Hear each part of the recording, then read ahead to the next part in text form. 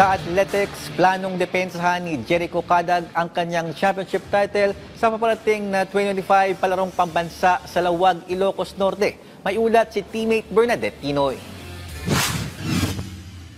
Isang linggo bago ang pagsisimula ng 2025 palarong pambansa, kinumpirma ni Jericho Cadag, isa sa mga rising trackers ng bansa, na plano niyang depensahan ang kanyang titulo sa multisport event. Matatandang humakot ng medalya ang 17-year-old athlete sa 3,000 meter steeplechase event, 5,000 meter at 1,500 meter event.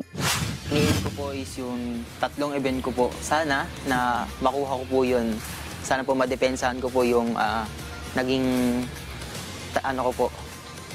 yung naging laro ko po sa Cebu noong 2024. Unang sinubukan ni JC ang javelin throwing, ngunit mas nahumaling siya sa long distance running, kaya naman nagtuloy-tuloy na rin ang pagsali niya sa mga track and field competitions. Nung una po, nahirapan po ako.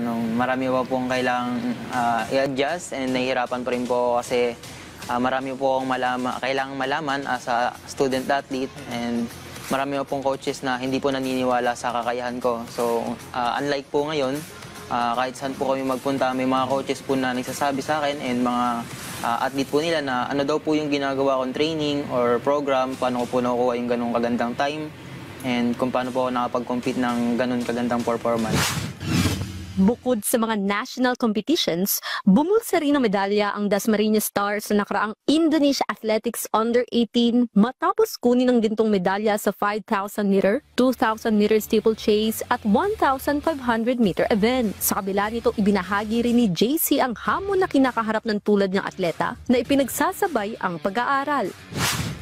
Actually, gigising po kami ng 5:30 or 6, and mag-start po kami ng 6:30 or 7 a.m. and matatapos po kami ng 9 a.m. Ang pasok po namin actually is 8.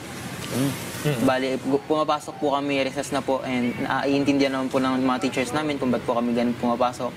So, ang uwi po namin noon 8 hanggang 2:30 po, and pag uwi po namin galing school, magbibihis lang po kami, then didiretso na po kami sa oval.